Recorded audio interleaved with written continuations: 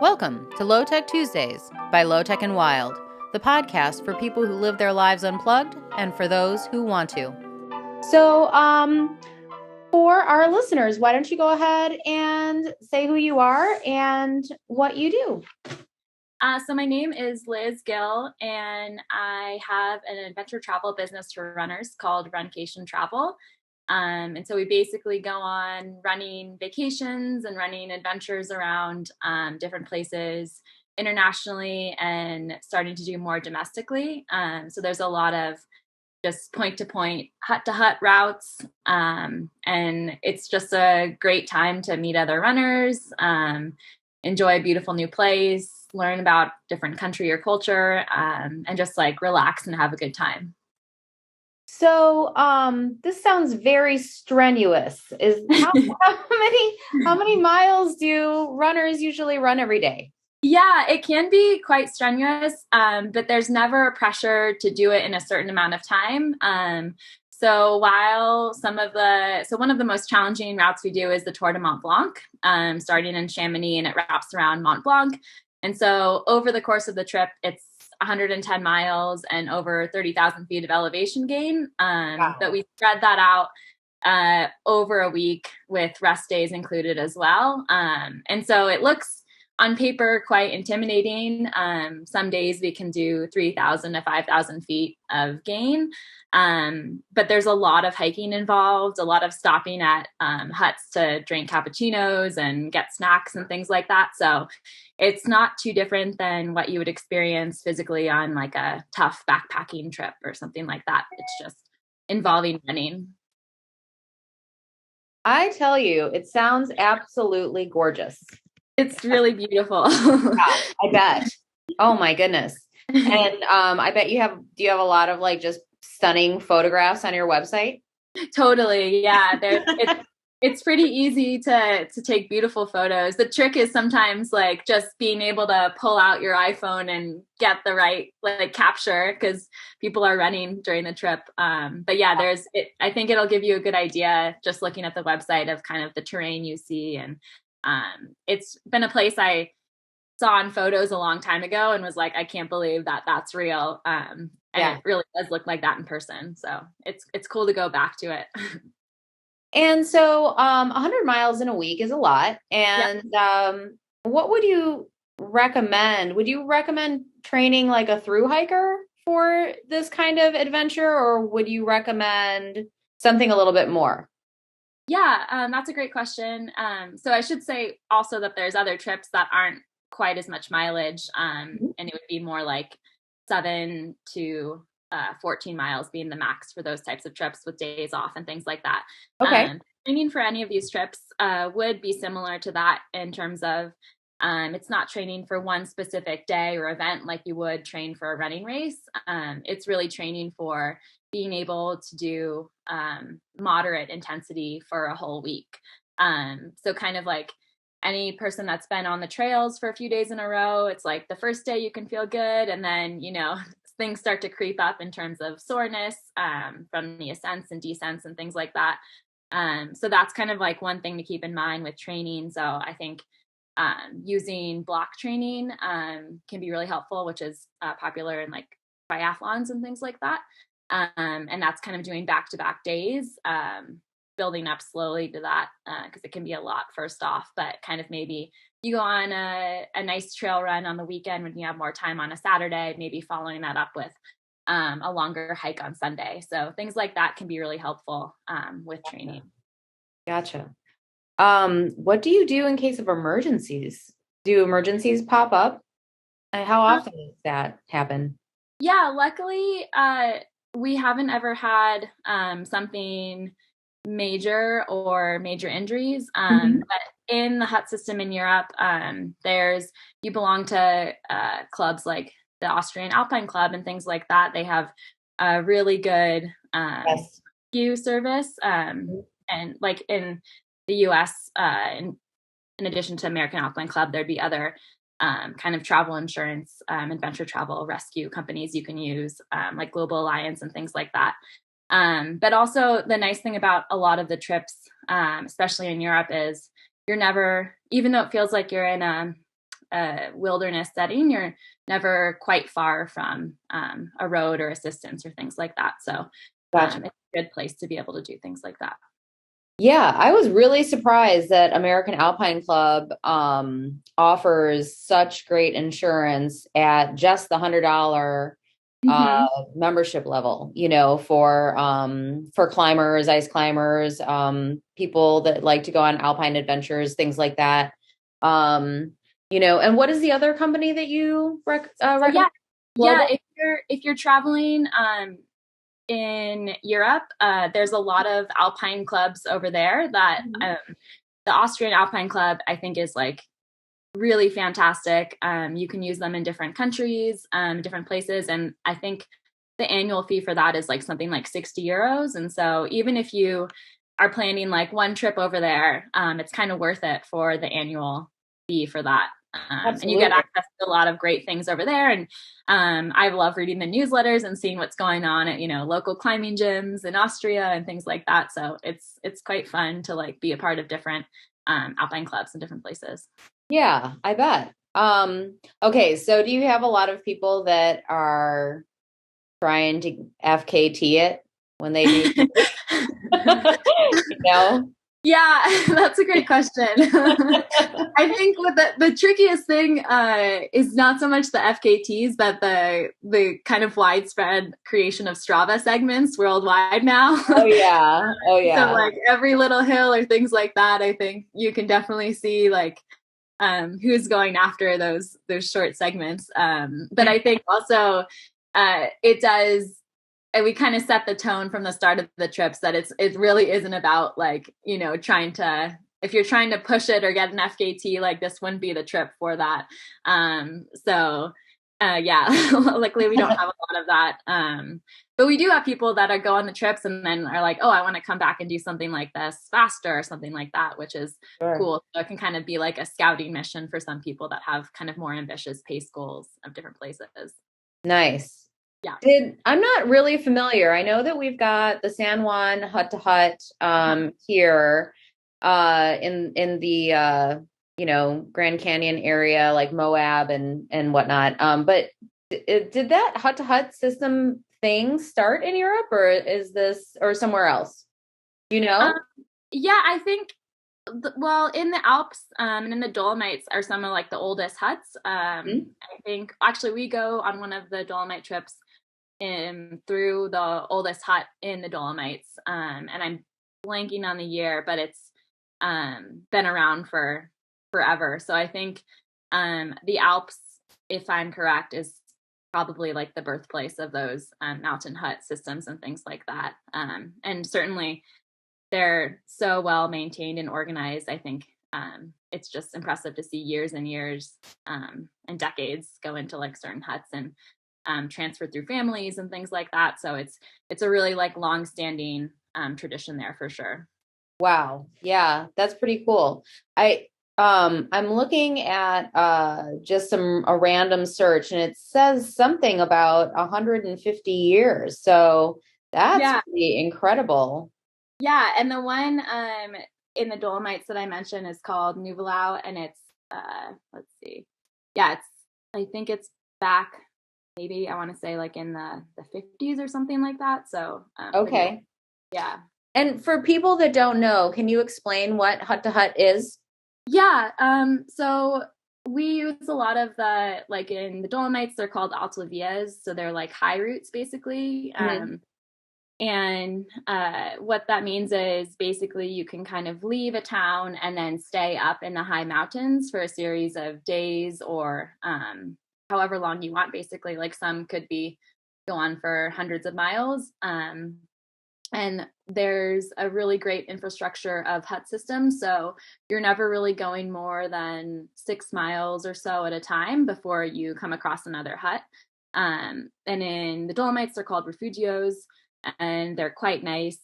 They all tend to have, you can stop in for lunch, or if you're staying overnight, there's dorms. Some have private rooms. There are different levels of if they're like privately owned or maybe a little more rustic, but they all have quite a great spread for breakfast. At some of the huts, like you can even have like 3-course meals and a full bar and cappuccinos and things like that. So it kind of is a different notion of what a mountain hut is than say in the San Juans or things like that. They're kind of more, you kind of stop and you don't really need to bring like food or anything like that. There's bedding provided. And they're Right. just really in beautiful places too. Like some have saunas outside and some are kind of perched on top of these like amazing views. So it's just a really cool experience to kind of have that kind of blend of a camping experience where you're outside, but you're also really comfortable and Yeah. secure. So, Yeah, those huts sound more yeah. like B&Bs. Totally, yeah. And but they're like situated on some like crazy places where Yeah. so it's like a really cool combination. It And takes then it takes oh, sorry. glamping to a whole new level. Totally, yeah. I feel like they like are invented glamping. They just can't live without their, saunas, hot tubs, and espresso. No, no, So, you can't. You can't go a day without some of those things. right, right. Yeah. Well, we need unusual. We need to step up our game I here. know. Oh my goodness. I think the San Juan huts really, it's just, you have a shelter to sleep in, and then you have food to replenish your stores that you're traveling with, Right. basically. Yeah. Right. And we have some in the Sierra Club huts where I live in Lake Tahoe, and they're kind of the same thing. It's like Mhm. pretty bare bones. It's a place that you don't have to bring a tent and you can sleep in the winter and have shelter, but Yeah. there's not like a full staff and kitchen and things like that that's Yeah. Yeah. provided for you. So just a little different experience. Wow. Well, so how many different you call them tours, adventures? How many different Yeah. do you have in at any given time, basically? Yeah. So most of our season right now is like spring through summer into fall. And so it kind of starts basically the transition of weather. So we have a Peru one in the spring, in April, and then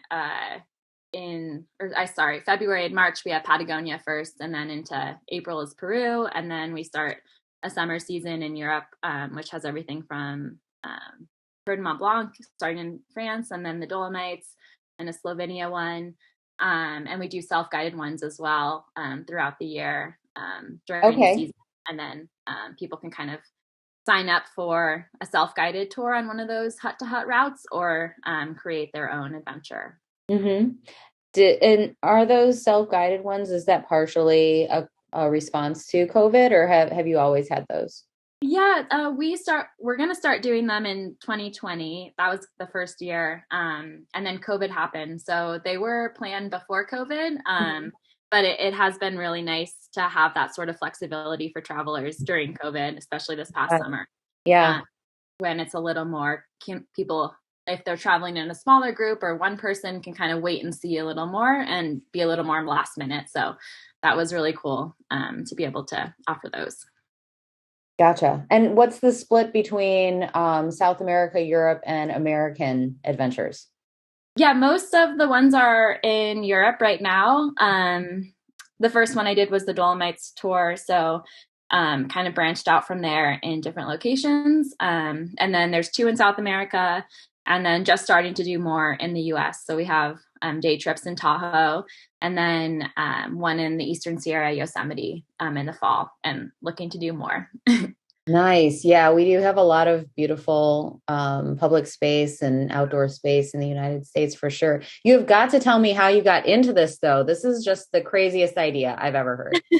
Yeah. So I think it just stemmed from different experiences. I had some prior experience in guiding both backpackers and kayaking and things like that, and getting involved with some different outdoor adventure therapy organizations. And then I also have been coaching runners for the past over 10 years now. And so I think it was a combination of just this experience being with runners in different countries through the different jobs I had, and then just wanting to basically, I went on a trip personally to the Dolomites because it looked beautiful and I wanted to run around and do a hut-to-hut trip there. Mm-hmm. And after seeing what it was like there and meeting people and other runners and just like having that experience, I thought it'd be really cool to just like offer that as like a week the next summer for people that wanted to do it. And so I kind of promoted it through like my coaching business and just word of mouth, and friends told other friends. And so it was a pretty organic start. And it was really fun experience. Like everyone had a good time, and I thought it was like super fun and really liked it. And it was easy to start kind of brainstorming about other places you could do it or kind of tweaking the itinerary and things like that. And so I started kind of maybe offering one or two a year after that, and it just kind of kept growing a little bit. What did you do before this? Did you have like a desk job? Not. I only really had one desk job, and that kind of lasted a year, and then and that was right out of college. And then I always had just combined different roles. I taught and coached at a junior college in the kinesiology department and the track team there, and I coached high school, and then privately had a coaching business, so doing like clinics and individual clients, and worked as a freelance writer a little bit. Nice. And so just kind of like put different pieces together, and I would spend the summers working for another company related to travel and running as well. And then, yeah, I've always done like kind of piece things together. And so I think this was just expansion of that and kind of combining the different things I liked and what I do. Yeah, it does seem like a total natural progression for sure. And what a great job you have created for yourself. I mean, it just makes me think like, there's the old adage, like life is what you make it or whatever. And here you are, you're just like, yeah, it's possible. You can do it. And it's funny too, because we never know how life is going to unfold for us, you know? So I'm sure when you were coaching high school students or whatever, you weren't thinking one of these days I'm going to do this runcation thing and be in the Dolomites, taking other people around and going to France and Patagonia and all of these other places. So Totally. yeah. I think that's a great point. It's like looking back, like different experiences, I'm like, oh, like that makes sense. Like this led to help do what I do now. But at the time it was just like, oh, this sounds really interesting and something I'd like to spend time and maybe get paid for. And so that just like accumulated over time. I've just kept doing things that were really interesting to me, and somehow they, lead to something else down the line. Yeah. And so you have a degree in kinesiology? Yeah, I have a master's degree in kinesiology. Can you address, I work with all different types of athletes, beginners and pro athletes and a lot of different sports too. Can you talk a little bit about injury prevention? Like what are some really good methods or whatnot that people could incorporate maybe into their weekly routine so that they can, just kind of keep going? Totally. I think like the best like part of that phrase, injury prevention, is truly prevention. So usually if you get to a point, say as a runner, where you get a stress fracture or some sort of tendonitis or other common running injuries, it's because it accumulated over time basically to lead to that point. So I think one great thing for injury prevention is just if you're starting a new activity or a new program or just ramping up something. So if you're changing the intensity, duration, things like that, anytime you tweak anything with running or athletics in general, it's really important to start slow because usually that does accumulate over weeks at a time. So even if you're incorporating, say you want to do longer runs or do this type of strength training in the gym, it's always a good rule of thumb to introduce one thing at a time, keep it for 4 weeks, and then wait after 4 weeks to introduce something else. So maybe make it longer or a little harder or something like that. But I think that's probably one of the most common things, just working with different athletes and runners, is the too much too soon thing. So I think, being really patient the first 4 weeks you're doing anything, even first 3 months, and then build up from there slowly. And I think there's also things you can do. There's so many things these days that people can take advantage of with recovery and things like that. But I think it's really important just to keep your body moving. A lot of us with like desk jobs are sitting all day. And so it's hard to kind of work 9 to 5 at a computer and then decide you're going to jump out the door and go for a run. So I think having transition time before the activity is really important. So maybe doing some dynamic stretching, like slow movement. You can do kind of prehab routines if you're prone to a certain type of injury. And then following that up with the run afterwards with something like that as well can be really important. So it may take a little more time in your morning or evening, but I think long term it can be really beneficial. Awesome. Excellent. Yeah. And dynamic stretching is something that was recommended to me also before a run. So dynamic versus static stretching. Can you just explain that a wee little bit as well? Yeah. So the recommendations for stretching now in kinesiology are dynamic stretching before an activity. And if you're going to do static stretching, wait till afterwards. Mm-hmm. And that can be for different reasons. One is just kind of activating the muscles can be helpful before running, whereas static, you're really kind of working on stretching and elongating the muscles or the fibers. And if you're doing that before, it can kind of leave you with like a type of, at least from a running perspective, kind of like a dead feeling in your legs because you stretched it out. And with running, you do want a little bit of muscle stiffness in response to the activity. And so dynamic stretching would be things like, say, if you were doing walking lunges for your hip flexors and hip area, you'd be holding that stretch, the stretch part of it, for like 1 to 3 seconds and then moving on to the next leg. So if a lot of times if you watch someone do dynamic stretching, it's for like 20 to 50 meters on a flat surface where you're kind of like moving through these different activities. So you're holding a quad stretch for a second or two, dropping it, going on to the next one. Leg swings are great. You can basically do any stretch and turn it into a dynamic stretch, and you're just basically keeping that time that you're in that stretching part of the stretch for 1 to 3 seconds, and then alternating to the other leg and then going back and forth. Whereas static afterwards, it would be more like if you were doing a hamstring stretch and sitting on the ground with your legs straight and reaching for your toes, you'd be holding that for like 1 to 2 minutes for each rep of the stretch. Gotcha. Yeah. And that also sounds like a great way to kind of warm your body up, get your blood moving also with the dynamic stretching prior to, really elevating your heart rate when you go on that run as well. Totally. Another thing too is slow twitch versus fast twitch. Is this something that you talk about with your clients or your runners that you're coaching? Yeah, I think you see it more, that kind of difference in the range of like, say, if someone should be an 800-meter runner on the track versus a 5K runner. That's kind of the transition between someone that's probably more has more fast twitch versus more slow twitch. Endurance versus sprints.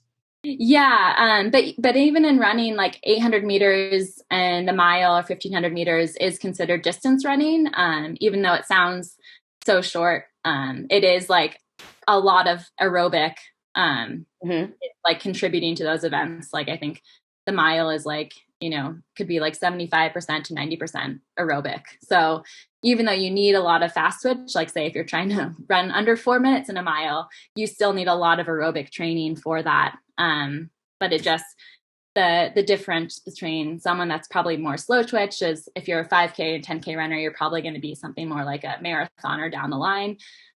Where it's, if you're in the 800 or a mile, it's probably, you're going to be more of a quicker runner. Gotcha. And Like, and there are certain exercises that are geared towards those different types of muscle reactions. yeah, different training. And one thing I think is interesting is that over time your muscles can adapt, and there's different types of fast twitch and slow twitch muscles. Mhm. But within one type of the fast twitch muscle, or type 2 fibers, you can actually shift it over time to a type 1, but you can never once like you can't do the other way. So like you can't transition slow twitch muscles to fast twitch muscles. You can only make the most of genetically the fast twitch muscles you have.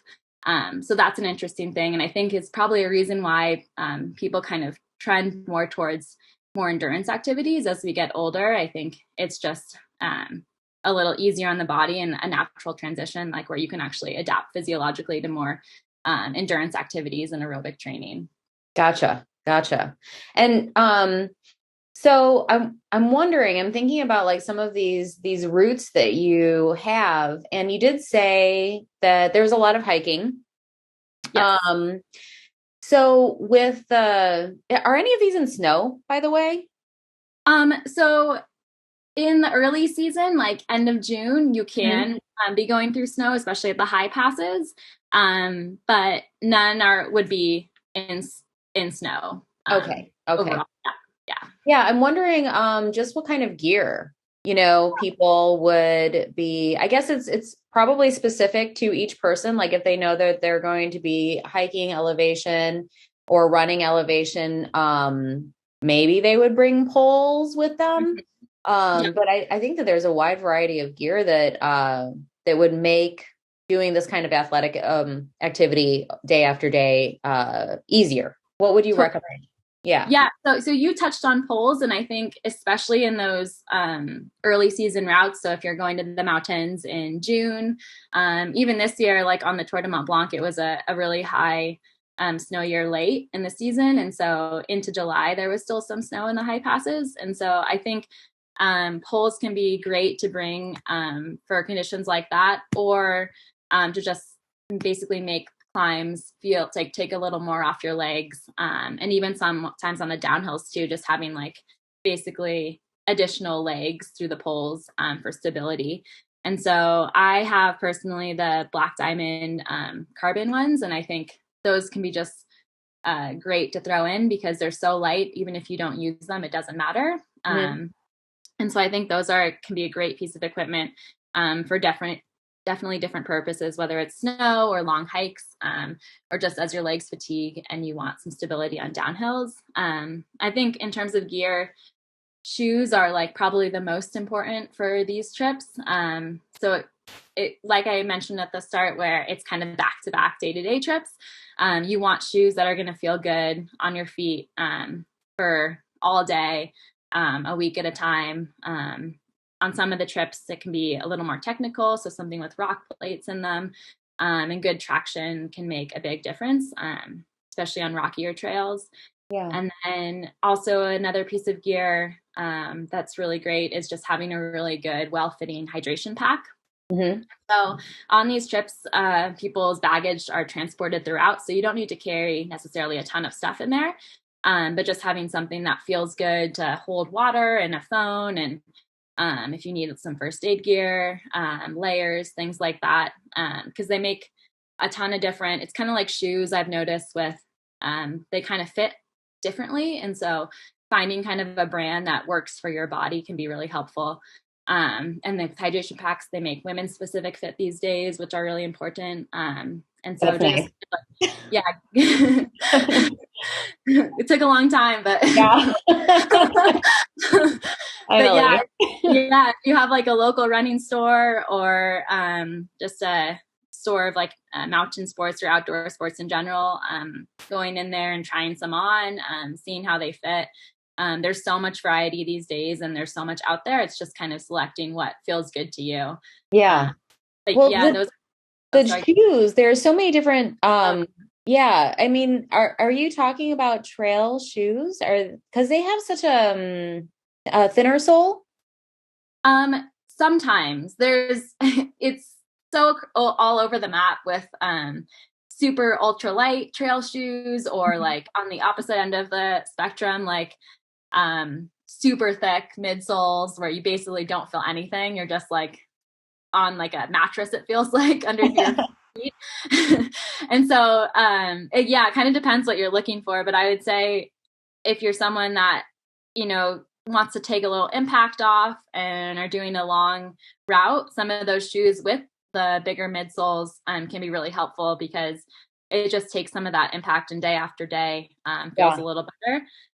But some people prefer to really feel their foot on the ground, especially for trail running. I like to be able to land pretty precisely on like terrain if there's rocks and roots and things like that. And so there's like brands and models that cater to that as well. So I think it is a little overwhelming. Like I remember when I first started running, there was like, you picked out, okay, that Nike had like one trainer shoe and that was like what you use. But now, especially with the world of trail running and trail shoes, there's a lot out there. And so I think just really important is finding a brand that fits your foot. If you have wider feet, there's brands you can like search for on the internet that tend to cater to that. And if you have narrower feet, there's other types of brands. Sure. And so just kind of doing a little research, trying some on. Yeah. And then depending what you're looking for, if you're training for a trip like this, maybe have something a little more durable and stable, a little heavier, but a little more underneath the foot. Gotcha. Versus if you were training for like a speedy trail race, that was going to be like, an hour or something like that. It'd be like a different shoe. And when I used to run regularly, I would always go to a running shoe store that would actually video record my stride. And then they would even have workshops on toe strike, heel strike, midsole strike. Totally. Yeah. And I think that they're looking too, when they do that, for if you're really overpronating or things like that, they would like build up the arch a little bit in the shoe with an insole or a type of brand that would have a little more there for you. And I think there's so many great specialty running stores out there these days. So I would really recommend and encourage people to go visit, if there's one locally by them. They probably would have a really good experience there. Right. Yeah. I think that is solid advice for sure. Because I mean, especially with a trip like this where you're going to be out there, you want to know that your gear is not going to fail you. And since you are traveling by foot. Yeah, exactly. You want to take a little time. Have a lot. There's not a shoe store there, so right. Yeah, you want to make sure you got the right stuff on your feet for sure. Yeah. Yeah, that's all really great. As far as things like and just tell me if I'm crossing a line here, but as far as things like diversity and inclusion and all of these things, we're seeing a lot in the climbing and biking world about Jedi practices and things like that. So what are you seeing in the running world happening? Yeah. I mean, I think there's room for growth for sure, especially in terms of what you see in the running world in publications or sponsored athletes and things like that. There's still a lot of room to grow.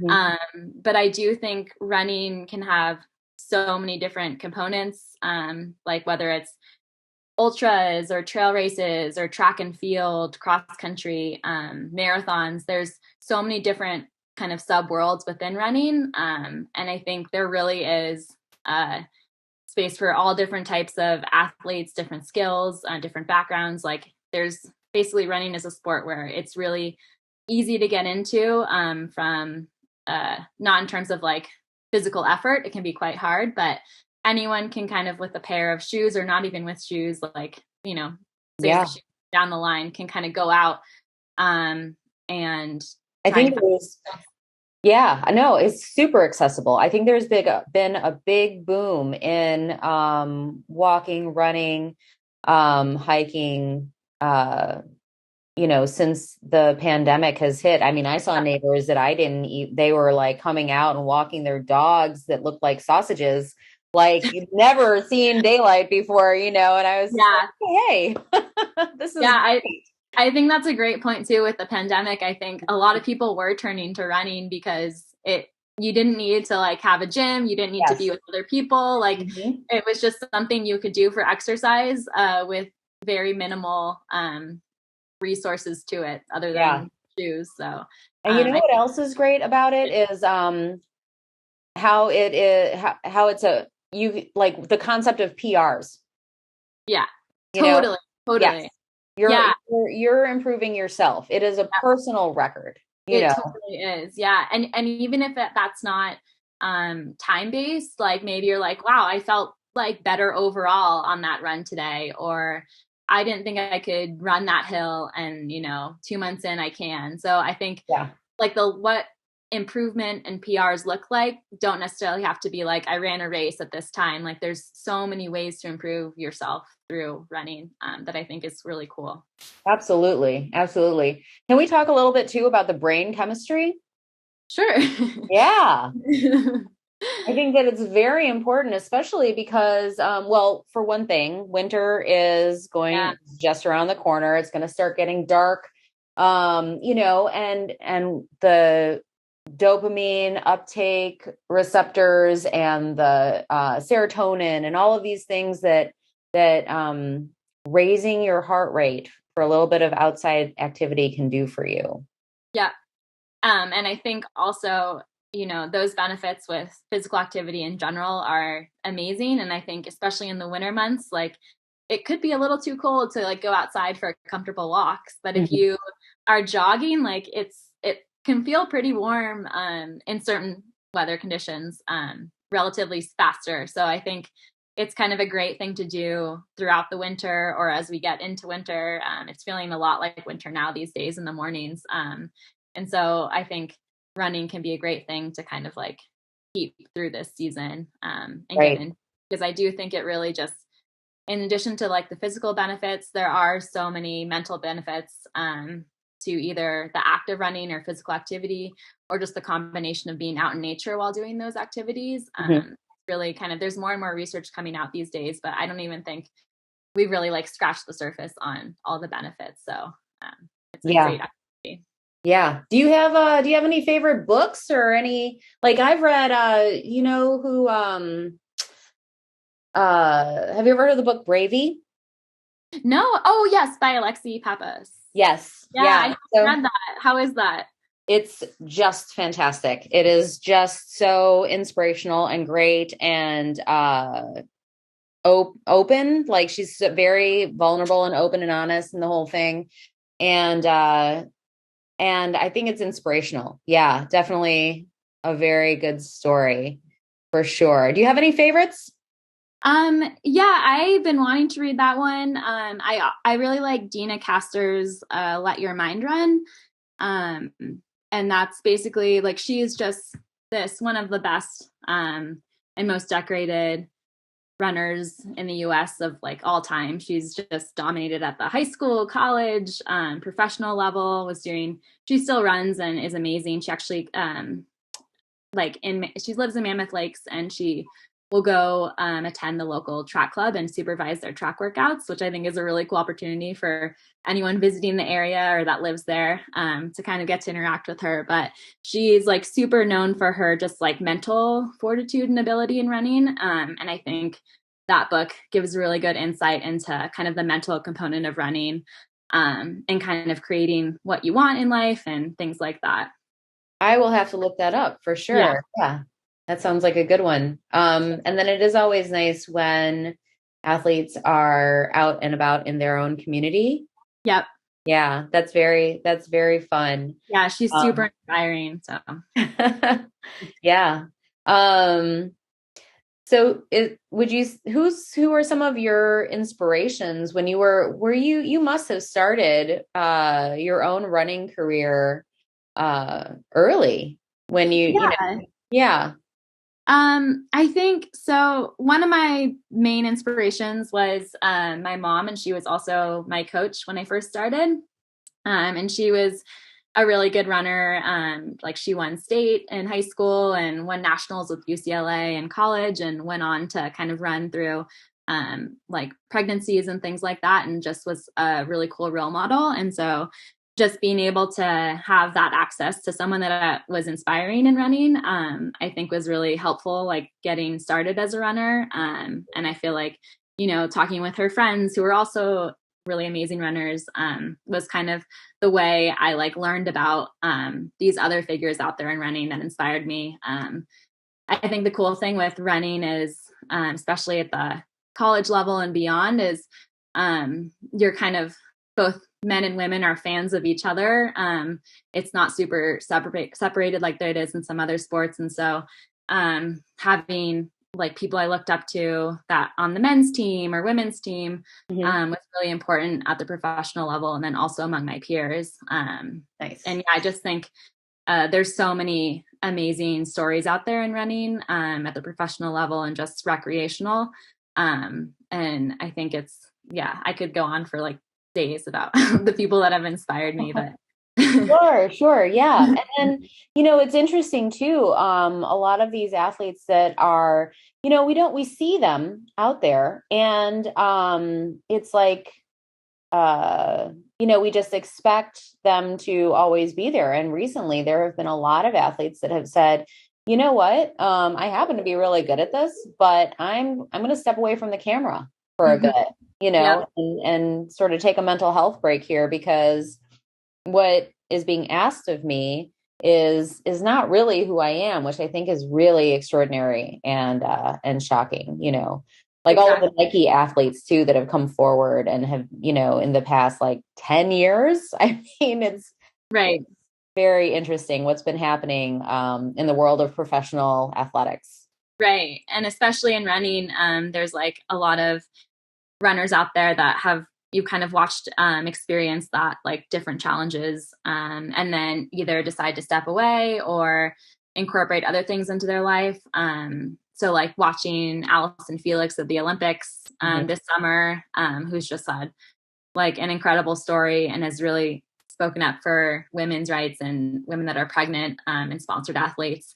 And she's, in addition to like winning another medal, like so many years down the road, is like starting her own athletics and apparel and footwear company, which I think is really cool. And so there's just, the more you kind of look into different athletes, and I think, for better or for worse, social media has a lot of pros and cons, but it does allow you to have this insight into kind of what people are doing on the side of what you might just read about in results or things like that. Right. And it's such great awareness to see that this is really just one aspect of that whole human being. Right. Totally. Yeah. I think that's really important to keep in mind. So, tell us a little bit about where we can find out more about you, where we can find out more about your adventures, things like that. Yeah. Social media So and websites and things. So on social media, you can follow Runcation Travel. It's at Runcation Travel, and the website is runcation.org. I think I'm on there as Liz Gill also, but I think the best thing would just be to head to the website and then learn about trips. You can subscribe to the newsletter, which kind of will, in addition to news about trips and things like that, I'll put tips for like we just did one about places to see leaves changing in the Sierra right now, or things like that, or running recommendations in different towns and places. So it can be a good resource even if you're not sure about attending a trip, just to kind of stay in the know with that newsletter. But yeah, the best site would be probably the website. Excellent. Wonderful. Well, also just kind of to circle back a little bit, if someone was wanting to pursue professional athletics, do you have any recommendations for such a thing? Yeah. If someone wanted to pursue it professionally, I think the best thing would be to seek out other people that have done it. So either through people that or, get someone's contact info and reach out. I think in the running world, especially, most people are really willing to share their experiences and, you know, help other people that are looking to do similar, Right. like professionally.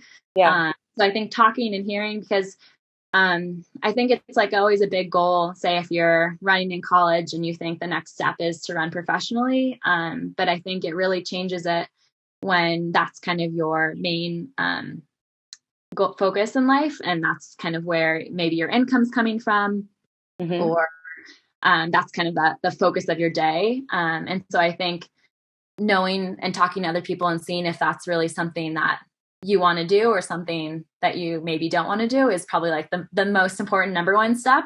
Right. And then in terms of pursuing it past that, I think it can be really helpful. And there's actually a lot of research also on the benefit of working out in groups. And of course, there is exceptions, like people are crushing the Olympic trials, running solo and wherever they live. But being a part of one of the Olympic development teams can be really helpful, and just kind of both having people to work out with and train and go to the gym, and just having that part of like your routine in life and the social support of it as well, I think can be really helpful. And you can do that even in some teams without going all in professionally. So maybe if you want to, before you're deciding, you want to see how it goes, kind of like one foot in, like that could be a good way to do that also. Very good tip. That's excellent. Yeah, because it is very time consuming. And I've heard some, people say things like, oh, well, don't quit your day job and things like that if you're going to pursue something like this because it's so risky. But at the same time, a lot of these athletes are expected to train upwards of 4-6 hours a day. Yeah, exactly. And then it's not just the time of training, but if you do that, you're pretty tired the rest of the day. So it can Yes. be tricky to have other parts of your life going Yes. on as well. So I don't think that we did talk about recovery either. So as we're kind of winding down, let's talk about recovery a little bit. What you would recommend, and at different levels of Right. athleticism. I think despite whatever level of athleticism you're at, I think having enough sleep and recovery through nutrition, as well as just giving your body time to recover on certain days of the week, are kind of some of those principles that have just been proven time over time. And while there are other things that can aid that, there's like tons of things like compression socks and Theraguns and cryotherapy saunas and things like that. But I think really when it comes down to it is just good sleep, good nutrition, and then making sure, say if you have days where you're pushing yourself or working out and you're tired, like giving your body the recovery, because it's really on a physiological level. It's the days you take off that's where like kind of the adaptations happen within your body. And so if you're never giving yourself that recovery, you're kind of just like always pushing it to the limit. And there's like an end to that, basically. So I Right. think just keeping those things in mind, getting enough sleep, like, if you're at a recreational level, I think 8 hours is great. I know Yeah. a lot of people don't get that, but I think it's a good thing to shoot for. And then I know people that are training professionally and they sleep like 9 to 10 and then take naps during the day. So I know that that's not a possibility for everyone, but I don't really think you can get enough sleep at night. So, Well, sleep is free. yeah, So. yeah, exactly. Yeah, no investment there. Where like sometimes those compression socks can be like $30-$60 or whatever. Totally. Yeah. Yeah. But like you could put your legs up the wall. That's Yep. free. Yep. Exactly. But Stretching is free. yes, Yep. yes. Or you could buy like those inflatable things that can sit in as like the full body Yeah. space. Oh, yeah. Yeah. Yeah. Yeah. And the Armatech booth. Yep. Those are great. And those tents. Yep. The And altitude fence. Yeah. yeah, yeah. Yeah, definitely. There's a ton of stuff out there, but I think, yeah, at the basic level, I think you can't really go wrong with sleep. And then on a nutrition level, not just eating a well-balanced diet throughout the week, but there is research behind, say, if you do a hard workout, getting a little bit of carbohydrates with some protein within a half-hour window kind of takes advantage of these different hormone levels where you're basically being able to increase your glycogen stores more quickly. So it does really help with recovery for the next day. So that would be like, if you're going to follow one sports nutrition tip, that would be a good one for recovery. Awesome. And speaking of glycogen stores, the old school thing used to be, the big spaghetti dinner before the marathon, the night before the marathon. But these days, people are saying something more like 3 days, 2 days. Right. Yeah. I think the thing with sports nutrition research in general, and just in practice, there's always new information coming out with it. And I think individually, there can be so much basically individual change with runners and their stomachs and things like that and what they can handle. So I learned when I was in grad school talking to my sports nutrition teacher, she was always telling me like the best thing you can do is to do what works for you. So I think kind of keeping in mind the different recommendations, trying them out, and ultimately kind of seeing what works for you in terms of the night before a race or race morning or things like that. Sure. Solid advice. Some people train their stomachs to eat while they're running, actually, also. Right. Yeah. That can be really important with the longer races, is training your gut to like be able to handle taking in while you're running. Absolutely. Well, I just have to say it's been an absolute pleasure spending the last 51 minutes with you and talking about all of this great stuff. Thank you so much for joining me today. Yeah, thanks for having me. This was super fun. Yeah. Well, hopefully one of these days I'll see you out on the trail, perhaps. Yeah, we'll have to scout out Alaska. That would be great, Liz. Thanks so much. All right, no problem. Bye. Bye. Thanks again for listening to LoTech Tuesdays by LoTech and Wild. This podcast supports Valdez Adventure Alliance up in Valdez, Alaska, where they strongly believe in nature therapy. Their goal is to bring this to those who will appreciate it, one might say those who need it. Their focus is teaching through play. They are strong encouragers. The events and resources that they provide will help people find the satisfaction of self-accomplishment through effort, of climbing, of riding bikes, of hiking, of trail building, of immersing in nature. They encourage people to allow themselves to surrender to the flow of the vast beauty of those mountains and the Prince William Sound. Their objective is to be a resource for people to find deep happiness and healthy outlets for themselves in these ever-trying times. We would like to shout out to some of the Valdez Adventure sponsors, including IMBA, International Mountain Biking Association, Access Fund, Protecting America's Climbing, and the American Alpine Club. Some local sponsors include the City of Valdez, the CVEA Community Foundation, Alyeska Pipeline, the Fat Mermaid, the Prospector, Valdez Avalanche Center, Raven, Alaska. We'd also like to give a big shout out to Loa Boots, Tiger Tail, Hyperlight, the National Scenic Byway Foundation, Mountain Equipment, RAB, and NICWAX. Thanks again for listening and enjoy your day.